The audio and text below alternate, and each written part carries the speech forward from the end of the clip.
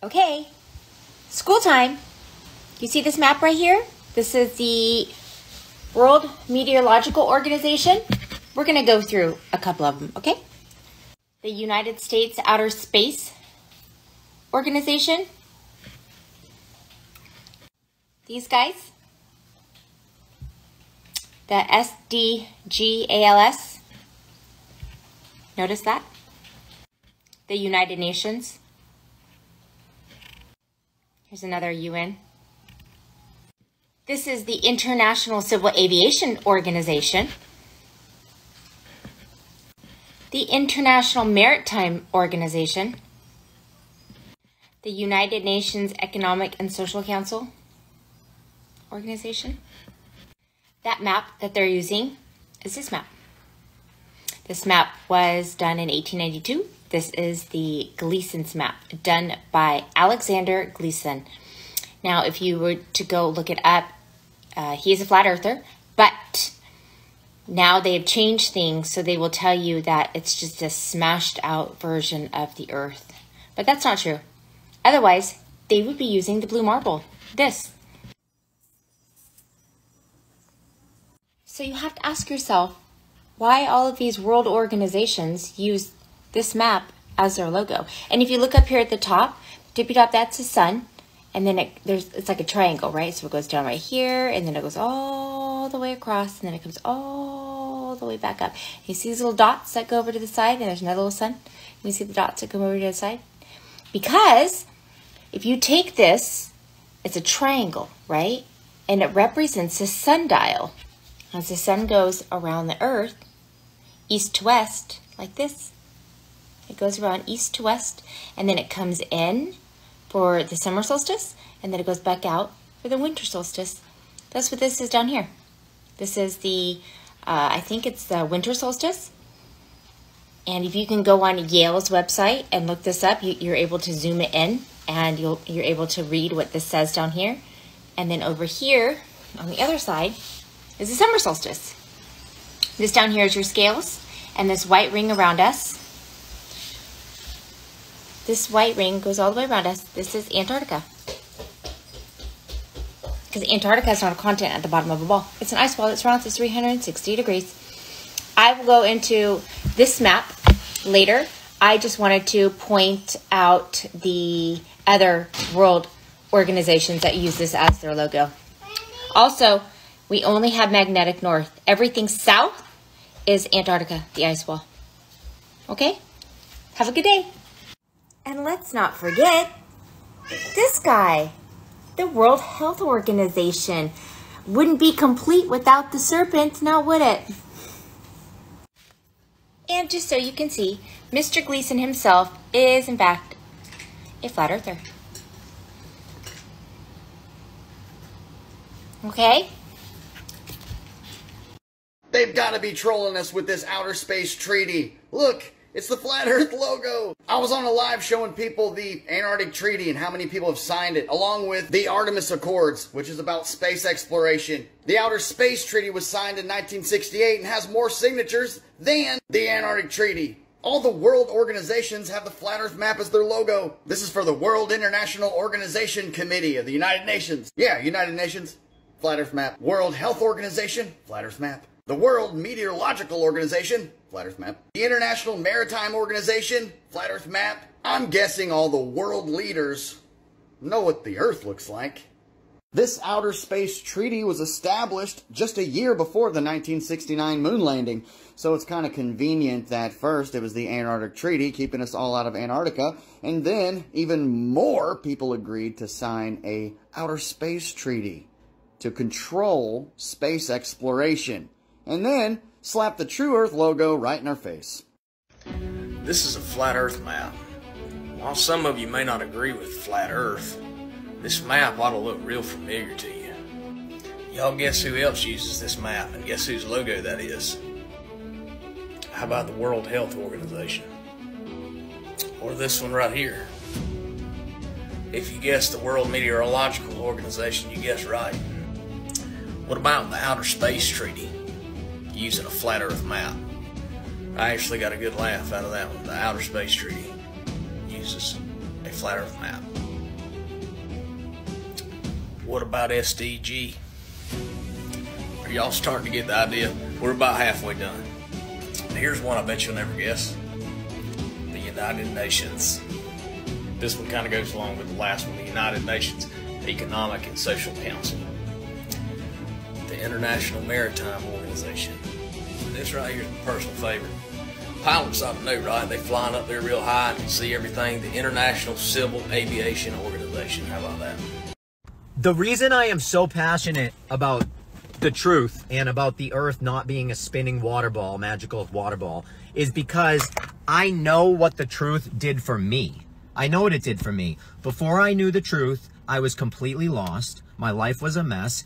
I was depressed, severely depressed, and I had nothing. I owned nothing. I had nothing. It wasn't until I learned the truth that my life got better. And that's just a fact. I have a relationship with God and Jesus, a strong relationship. I have a spiritual shield around me. I don't fall for any BS anymore. None. Me and my family, we're able to save money. We're able to have things that we need because we don't buy nonsense. I don't live in a material world anymore. I live in a spiritual world. That's the difference. So I'm just letting people know that it drastically changed my life for the better. And anyone that knows the truth will also say the same thing. So when people say, oh, you're lost if you believe in a flat earth, I am lost. I don't know, brother, because I was lost before I believed in a flat earth. I was lost. I was depressed. I was a lot of things. Now that I know the truth, I know what to waste my time on and what not to. I know what to spend my money on and what not to. I don't fall for nonsense. You'll never see me wasting money on nonsense, ever. I spend money on important things. And you know what? In 5 years, since I've learned all this stuff, my life has changed so much for the better, to the point where that literally my job is I'm a life coach, I'm a counselor. I hit the streets and I change people's lives. I try and make people's lives better by telling them the truth, by pointing them in the right direction, by getting them off the street or into a better place, or get them a better job. Or if you want to upgrade your life, people come to me and ask me, all right, how do I do it? And I sit down with them for a couple hours. We assess what they want, what their goals are, short-term, long-term, how we can get there, and I help people get there. That's what I do for a living every day. I'm in front of the building. I just got here. I'm in front of the building right now. So for people that say, oh, if you believe in a flat earth, you're lost. Nah, brother. I pray for you, because that's far from the truth. We are grounded in truth. People that believe in this are grounded in truth, grounded in facts, grounded in real life, not grounded in materialism and bullshit, because that's not real. You don't take that with you when you leave this earth. This earth is about upping your soul, upping your mind, upping your brain, upping your heart, so that when we leave here, you're a spiritual guru. That's the point. Lies don't get you there, brother. So if you think I'm lost, you're sadly mistaken. Sadly mistaken. It's truly tragic. And you know what? Every day I'm changing lives on these streets. And believe me, give me 20 minutes with you in person, you're not going to think you're spinning on a ball anymore. All right? You want to call me uneducated? Come meet me. We can have a conversation. We'll see who's more educated. We'll see who uses more common sense. We'll see who understands and knows more things. We'll see. We'll see.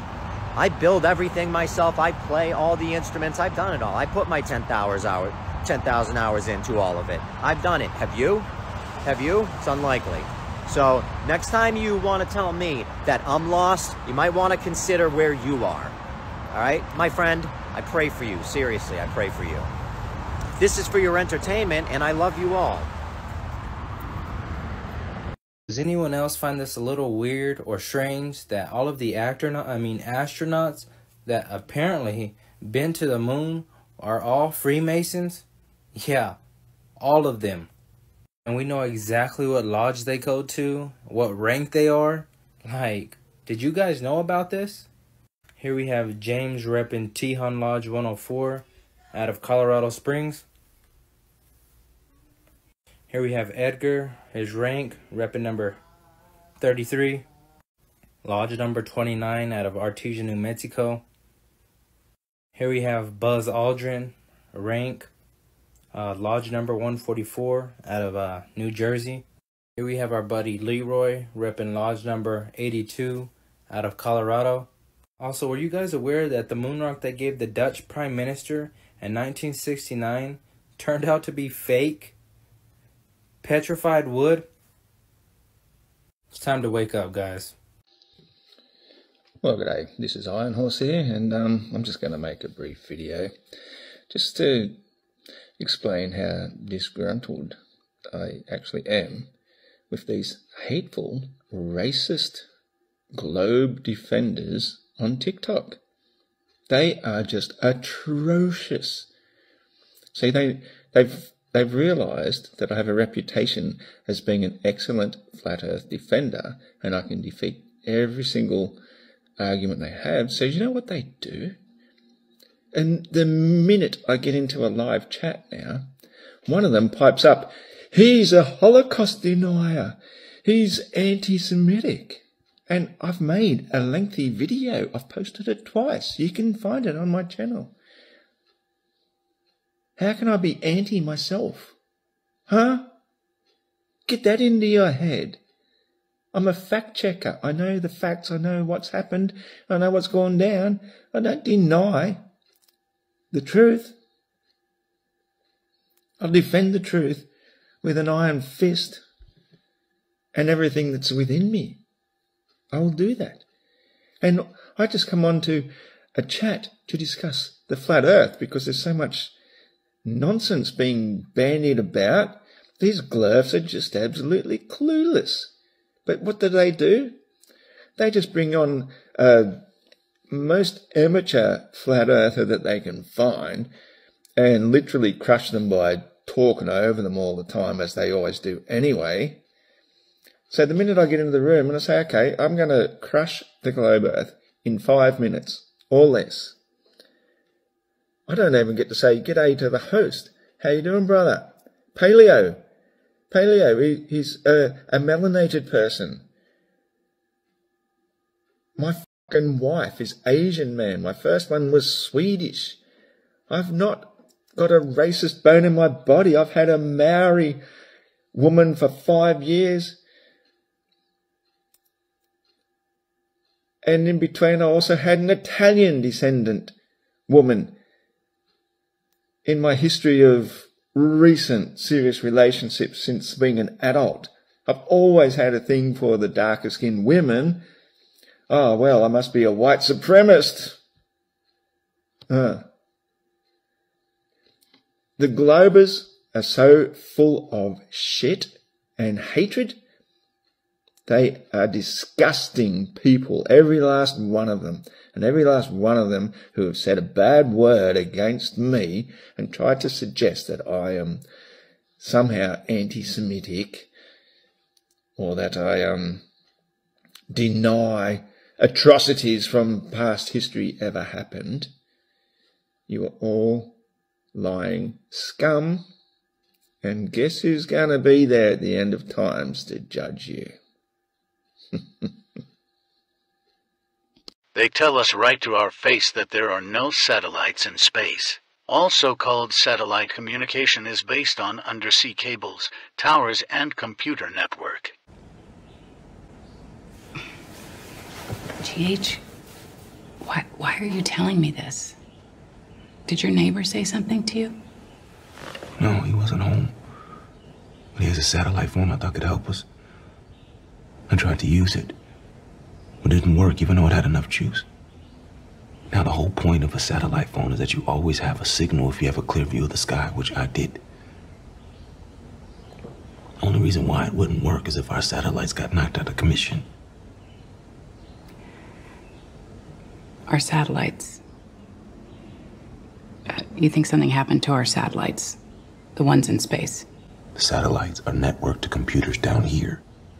The satellites are networked to computers down here. Space is fake and there are no satellites orbiting in space. All communication on Earth is either land-based or undersea cable. Listen to what this lady says. Yemen's Houthis have threatened to cut the Red Sea underground fiber optic cable if the US and UK launch another attack on Yemeni airports. This is a huge threat, as this cable is the lifeblood of communication pathways connecting Europe, Africa, and the Middle East. The severance of these cables poses a serious threat to geopolitical stability, global financial markets, and cybersecurity. More than 99% of the world's international internet traffic and more than 80% of international telephone communication traffic passes through submarine fiber optic cables. Also, did you know there's this wonderful book called The 16 Emergency Landings That Prove a Flat Earth that completely debunks the globe within a few hundred pages? Let's just look at one of the examples. From Santiago to Johannesburg, and they emergency land thousands of miles above the equator. Now, if we're flying from a southern continent to a southern continent, why in the world would we cross the equator at all? But not only that, by thousands of miles to emergency land. Does that make any sense on the globe? Or when we look at it on a flat Earth, looks like they were pretty much going in a straight line. Pretty weird, huh? Don't waste any more time. Visit my Linktree now and order the book 16 Emergency Landings Proving Flat Earth. Visit my online store now and order the awesomely enhanced new Gleason's map. Order them now before they start rewriting our history. This is a quote from the book 1984 by George Orwell. Every record has been destroyed or falsified. Every book rewritten, every picture has been repainted. Every statue and street building has been renamed. Every date has been altered. And the process is continuing day by day and minute by minute. History has stopped.